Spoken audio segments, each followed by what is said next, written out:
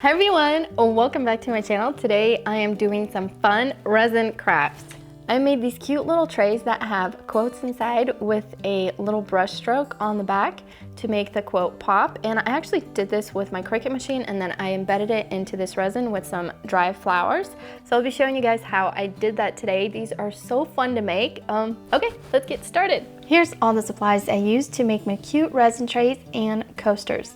In Design Space, I first started by typing up a few of my favorite quotes. I chose to go with the font Hey Marlene. Next, on my iPad, using the app Procreate, I sketched some brush strokes to go behind my quotes. I also cleaned up the edges on these brush strokes, making sure all the white areas were nice and clean and the edges of the brush strokes didn't look rigid. The smoother the edges are, the easier it'll be for your Cricut machine to actually cut them out. I learned this the hard way. I got these resin tray molds on Amazon for under $10. I'll go ahead and link them for you guys if you need them. To make sure my quotes are the right size, I started by measuring the mold size so I don't cut out my designs too big.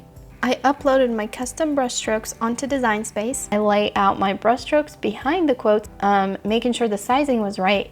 I then moved the brush strokes away from the quotes and selected and right-clicked and chose attach on all my words. This makes all the wording cut out as one piece instead of cutting them out scattered. You don't have to right click and attach all the brush strokes. Design Space will automatically align them to be cut out as efficient as possible, so you use the least amount of material. For this project, I'm using my Cricut Explorer 3. I was prompted to choose whether I'll be using a mat or not. To cut out my quotes, I chose to go without a mat since I'm going to be using smart vinyl. I had some of this champagne gold colored smart vinyl that I wanted to use. For some weird reason, I decided to cut it to size first. A huge mistake that I wasn't aware of is that when you're cutting smart vinyl, you need extra room on the edges. So it's best to cut smart vinyl straight out of a roll. I actually have this tool that holds my rolls while I'm cutting my smart vinyl. It's not required, you can cut it without this tool as well. That's what I love about the Explorer 3 machine. If you guys are loving this video so far and finding it helpful, don't forget to subscribe so you don't miss any more DIYs. Okay, I chose the option cut on mat on the left hand side to cut out my brush strokes. If you're not familiar with vellum, it's actually like a frosted paper that is somewhat see-through. You can get it at almost any craft store. I got mine at Hobby Lobby. I decided to make my brush strokes out of this material, hoping that it's kind of like gentle against the gold. Next, I weeded all my quotes with my Cricut weeding tool. This tool is super sharp. It makes the process so easy. You simply poke and pull to remove any excess vinyl. Okay, next I cut my transfer tape to size and applied it onto my quote.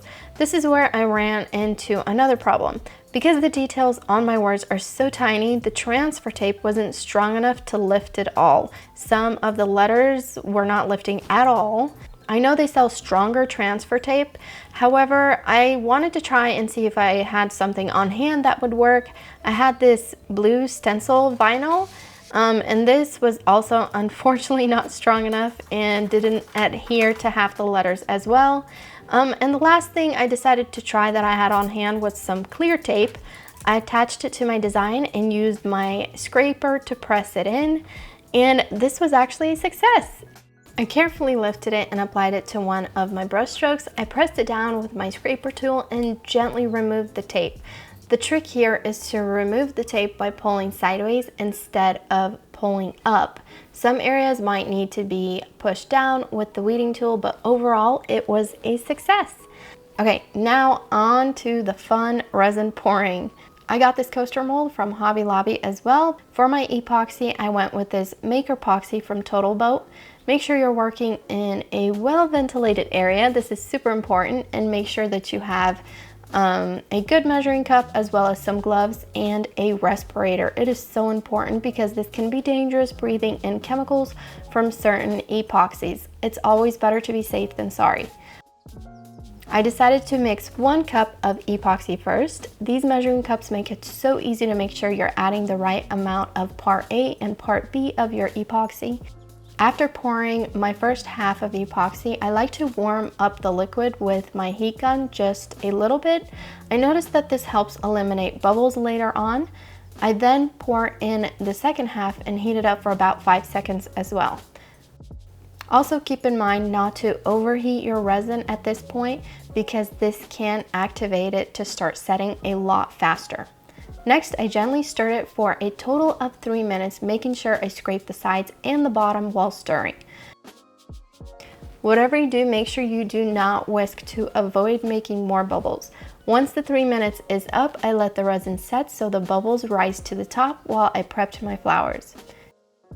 Once your resin liquids are combined, you'll have about 30 minutes of working time before your resin starts setting. It also depends on the resin brand though.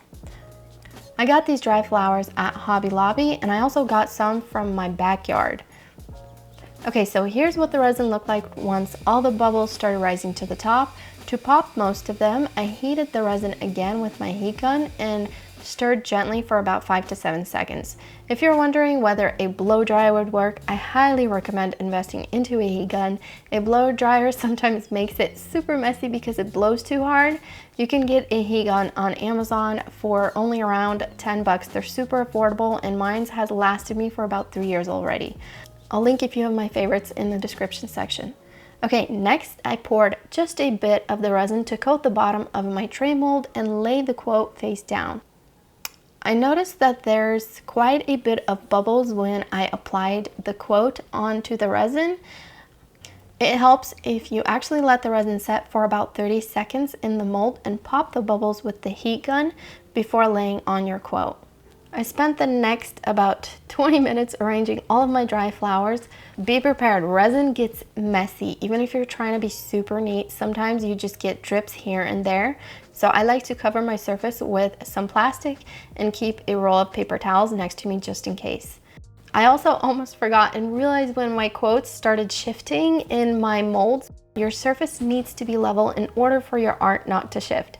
Once my flowers were arranged, I poured the rest of the resin in to fill it. I only filled my coaster molds about 1/4 of the way. In total, for the 2 resin trays that are about 7 inches in length and 2 4-inch coaster molds, I used about 2 cups of resin. That's 1 cup of part A and 1 cup of part B combined. I'll link all the supplies I used in the description section if you need it. So I noticed some of my dry flowers rose to the top a bit. If I were to redo this project, I would have just left the first layer a bit longer to set before pouring more resin on top. I would let it set for at least 4 hours so the flowers attach to the first layer before topping it off. And that's it. Here's how they look the next day. These trays make perfect ring dishes. The champagne gold looks so cool under different lighting. It like shimmers really pretty. If I could change a few things, I would choose a brush stroke that maybe wasn't so see-through. I wish it stood out more and was more opaque, maybe like a baby blue or something with black letters. I think it would make the words pop more. I also wish there was more white in the flowers, maybe some baby's breath, which is what I had originally planned on, but I fell in love with these yellow flowers after seeing them at Hobby Lobby. And that's it for this video, you guys. Thank you so much for stopping by. If you liked it, don't forget to give me a thumbs up and subscribe so you don't miss any more DIYs. I'll see you all next time. Bye.